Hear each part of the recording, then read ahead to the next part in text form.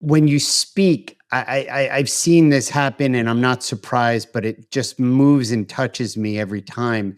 People come up to you and they thank you and they're so moved and they're moved to tears and they relate their own story. Maybe they're on a journey for business, or maybe they were an orphan or homeless like you were. And there is a certain sense of your connection to, it's going to take time, Hmm. and there's a messy middle. Hmm. And, if you can draw a through line from where you started to where you are now, it certainly isn't a straight line. It's all over the Yeah. place. Yeah. Ins and outs, and it's on the Yes. X and the Y and the Z axis, and maybe some others we don't even know exist. Hmm. So, when you've hit that milestone, talk about the moment where it's now what? Bring our audience into the salsa, the Walmart, the story, the selling to the big brand, and then the reinvention, because I just think it's so beautiful. You almost blew it up and just started over from zero with a new purpose. Yes. Yes. It was such a tremendous journey for me because when I won that salsa contest for the state of West Virginia unanimously, and that was my aha moment. I was the only fresh salsa uh, product there, and it was hard. Nobody would help me. Google was my main research source, and I just really started making it by the gallon and selling it by the pint to friends for $5. Remember making a long list of stores to call from the smallest to the largest. I got 90 rejections one day and it hurt. I've never picked up the phone and made so many calls. And my friends were telling me, "What are you doing? You should quit. You're not making any money. Get a job." Other people would tell me, supermarkets, people that made products for supermarkets, ready to eat products, they said they're never going to listen to you. It took us 6 years to get our products in. So sometimes you have to figure out a way through, even if it's so scary. For me, was taking that list and turning it upside down. And now the largest organic retailer in the United States was at the top. So I called, I picked up the phone and I said, "I hope they don't answer. I hope they don't answer." And I said, "Hey, my name is Maria Magdalena Cruz Garcia. I have an awesome pico de gallo de salsa. I think you guys would love it." And I hang up. Well, it was Whole Foods.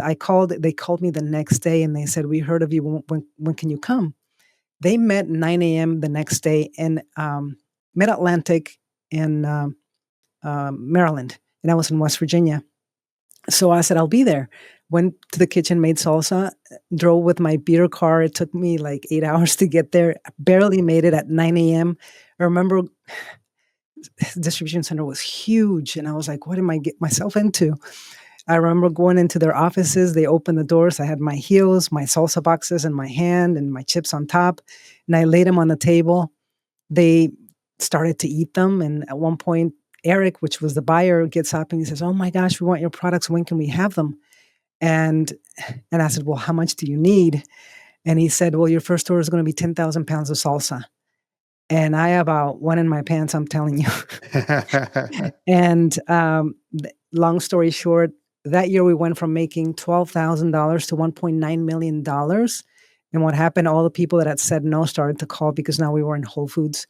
And that was really the defining moment. Then, we became distributors in over 38 states across the United States. We grew our facilities to huge, place. And then we had the sale with Garden Fresh to Campbell's for $231 million. That in itself was such an amazing journey. But the reason why I did what I did is because my father once told me that I would never amount to anything, that I would die in prison and with AIDS. Those were exactly his words. Mm. So I told myself that I would do anything to prove him wrong, like anything that came up first. And this is what I did. But the thing that I realized is that you should never be on purpose based on fear, because you'll always hit a plateau. That's when I realized that actually my father, he never recognized my success until a week before he died. He wrote me a letter. And it's really, really powerful. Wow. That must have been a full circle moment for you, huh? Yes. And that was the realization of, this has been a stepping stone to something bigger. Yeah. And that's when I, redid my name and, Yeah. started the And speaking. I just want to underscore that because here you have somebody in your life, your father, Oh gosh, yes. who was a no possibility, a negative. I call it putting a lid on what you Yes. could achieve. Mhm. Hard, galvanized, soldered Mhm. in, iron dome, if you will, like on top of whatever you wanted to achieve. Yes. And little by little, patience, Yes. slow burn, commitment, Mhm. even that came Mhm. undone in the form of a letter a week Yes. before he died. And it Yes. was a completion for him and for you, which released into could be the next step. I want to Mhm. go back before we go into the next step because we've talked about this on the podcast with other guests, but I have this notion where greatness really, Maggie, is in the agency of others. And there are those entrepreneurs and heroes and rags to rich stories, Mhm. which I'm even saying in a way, I'm not belittling it. I'm just saying I did it on my own. Nobody helped me. I pulled myself up from my bootstraps. But if you really get underneath it, there's always some person or people or a group of people or a key moments along the way. The obvious one for you is somebody gifted you $800 Mhm. to kind of be the impulse, but Mhm. there were many others along the way. Mhm. I call them the invisible hands. Mhm. Yes. Um, Share with us one of those that you haven't even thought about or that you want to give gratitude to that was looking back kept you on track or pushed you off track to get on a different track? Oh, that's a really good question. If you're asking for something that I haven't talked about before, It um, doesn't even have to be that you haven't uh-huh, thought about in a long time. I mean, we all uh-huh, know the $800, not we all uh-huh, know, the $800 story is prominent uh-huh, in your mhm, narrative, and it's mhm, important, mhm. and there were so many others. Yes.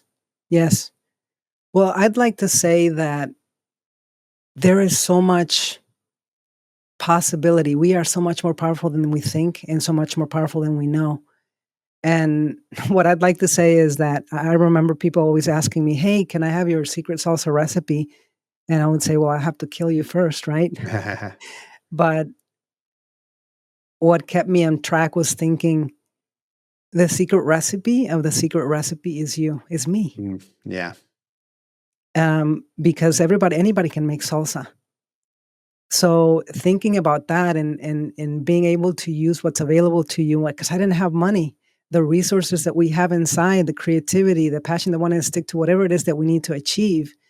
If you think about those things and begin to open your mind, you are the secret recipe. You are the one that creates everything that inspires even more creation and more possibility.